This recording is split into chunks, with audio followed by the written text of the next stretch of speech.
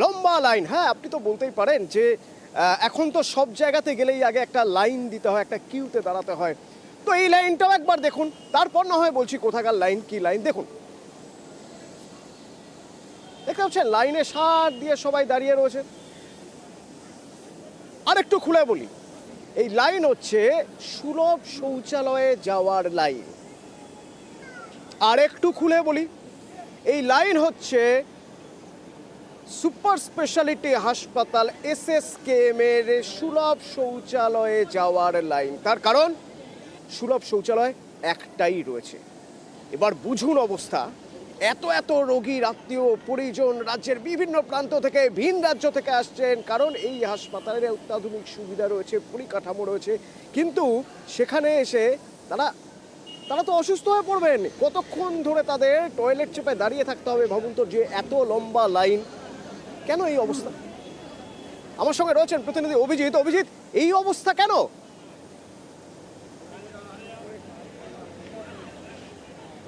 অতনু, প্রথমে যেটা বলি যে নরক যন্ত্রণা যদি ভোগ করতে চান তবে আপনাকে ছুটে আসতে হবে রাজ্যের সব থেকে নামজাদা সরকারি হাসপাতাল এই এসএসকেএম বা পিজি হাসপাতালে।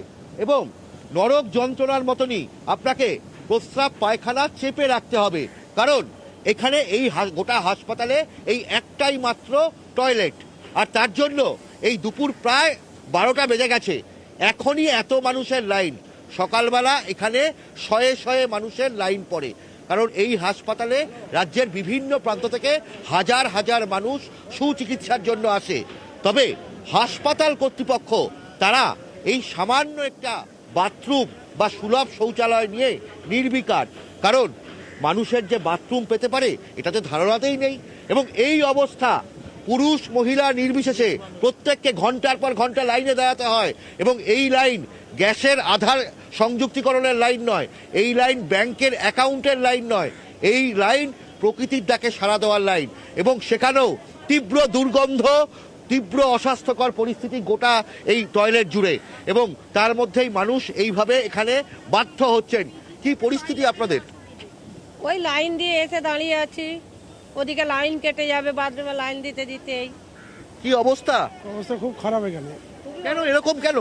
আমি জানি এখানে কি পরিস্থিতি। আমাদের চাপড়া থানায় বাড়ি, এসে লাইন দিয়ে দিতে আমাদের পায়খানা বাথরুম কিছুই নেই। বোধহয় এখানে লাইন দিয়ে আসি 1 ঘন্টা হয়ে গেল। ভাবুন, 1 ঘন্টা হয়ে গেল লাইন দেওয়া, এবং এই পরিস্থিতি। রোগী দেখাবেন কি অতনু? ডাক্তারই দেখাতে পারিনি লাইন দিতে দিতে, এখানে এত লাইন পেশাবখানায়। এবং এটাই পরিস্থিতি অতনু। এই ভয়াবহ অবস্থার মধ্যেই রোগী থেকে রোগীর আত্মীয়রা এখানে দিন গুজরান করছেন। এই যে লাইন, এই লাইন যে কবে শেষ হবে তার স্থিরতা নেই। আপনার প্রস্তাব হয়ে এক তো ডাক্তার দেখানোর জন্য টিকিট করানোর লাইন, এক প্রেসক্রিপশন নিয়ে লাইন, ওষুধ নেওয়ার জন্য লাইন, এর মাঝে যদি টয়লেটে যেতে হয় তার জন্য লাইন। মানুষ চিকিৎসা পরিষেবা নেবেন নাকি মানুষ টয়লেটের লাইনে দাঁড়িয়ে থাকবেন? 1 ঘন্টা ধরে দাঁড়িয়ে রয়েছেন টয়লেট চেপে, কারণ লাইন, লম্বা লাইন, সুলভ দুর্লভ এসএসকেএম এ। তো এসএসকেএম হাসপাতাল কর্তৃপক্ষ কি বলছে অভিজিৎ? জলের ব্যবস্থা নেই, দুর্গন্ধ দাঁড়ানো যায় না, এমনই অবস্থা। আর হাসপাতাল কর্তৃপক্ষ তারা প্রত্যেক বছর যখন মানে এরকম ঘটনা ঘটে তারা বলেন যে তারা খুব দ্রুত এখানে সুলভ শৌচালয় তৈরি করবেন।